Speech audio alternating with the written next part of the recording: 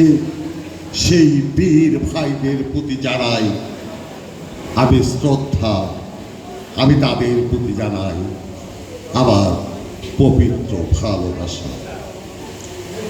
তাদের পরিবারের প্রতি জানাই সমবেদনা, যাদের রক্তের উপরেই রাজপথ রঞ্জিত হয়েছে, স্লোগানে স্লোগানে মুখরিত হয়েছে। স্বাধীনতা থেকে পরবর্তীতে স্বৈরাচার হটাও, 24-এ এসে ফ্যাসিস্ট হটাও।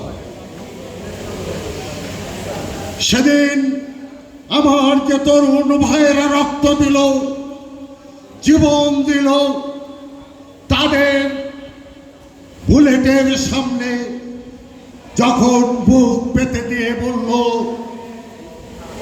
বুকের মধ্যে ভীষণ জ্বর, বুক পেতেছি গুলিগর। কি সাহস, কি উদ্যম, কি শক্তি, কি শক্তি যোগায় তাদের মাঝে। তারা চিৎকার করে বলল, বুকের মাঝে ভীষণ জ্বর, বুক পেতেছি গুলিকর। সেই ফ্যাসিস্ট সরকার, সেই স্বৈরাচারী সরকার, হাসিনার দোসররা সেদিন আবু সাইদকে গুলি করলেন। গুলি দিয়ে থামানো যায়নি বাংলার দামাল ছেলেকে, গুলি দিয়ে থামানো যায়নি বাংলার বাঙালিকে।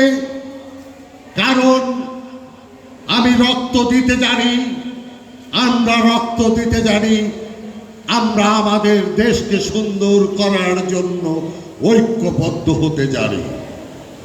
সেই কারণেই ফ্যাসিস্ট পালিয়ে গেল। আমাদের প্রাণ প্রিয় নেতা জুনায়েদ সাকি প্রথম বলেছিলেন, বাংলাদেশে